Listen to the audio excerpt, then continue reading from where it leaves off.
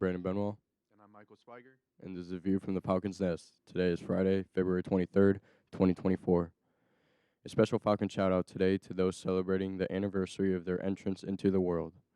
Happy birthday to Ian McNeil, Ambryn Teed, Shatner Rensberger, Evan Verdine, Tyler Prenger, Delaney Woods, Lila Donlin, and Finley Seal. The semifinal is tomorrow at the cafeteria from 8 to 11 p.m. Entry is $5, concessions will be open, and the theme is Winter Wonderland. It's sectional time, and if you're going to the Glen Culver Academy's game, bring your ticket to room 406 for a $5 discount on a 2024 John Glenn yearbook.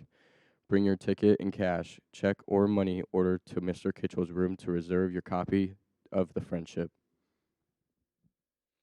In this week's Health Minute, the Emergency Email and Wireless Network reports that a recent peer-reviewed study revealed that oat-based foods sold in the U.S., including popular brands like Cheerios and Quaker Oats, contain a pesticide linked to reproductive and developmental issues in animals.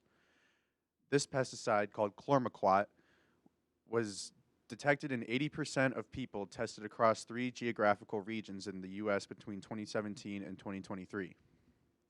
The study, conducted by the Environmental Working Group, raises concerns about the presence of this harmful chemical in common oat and wheat-based products.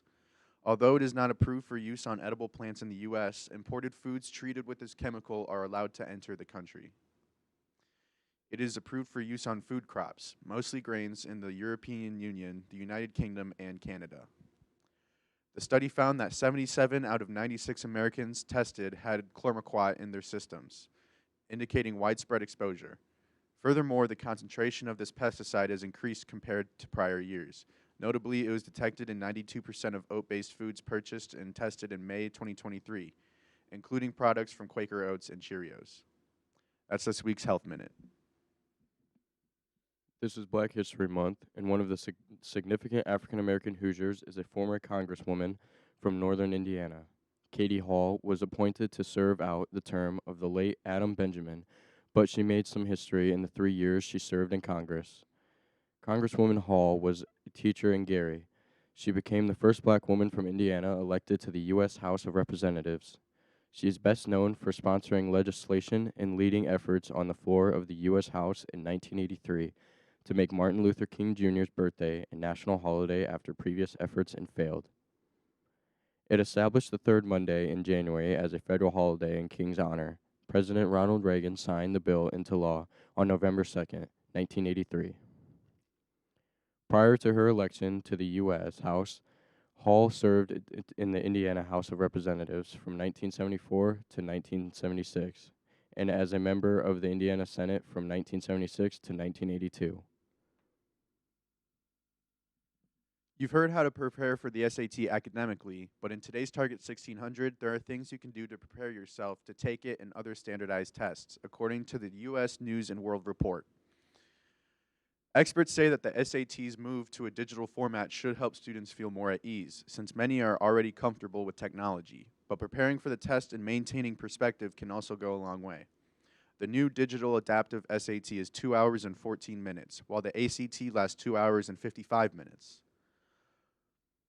While it might be tempting to cram or study the night before, experts say that time is better used relaxing and getting to sleep early enough to feel refreshed the next morning. Going to sleep at a good time makes it easier to wake up early enough to eat a good breakfast, which preferably would include protein. Getting items ready the night before and having them by the door can ease the process on the morning of test day and alleviate feelings of stress and anxiety.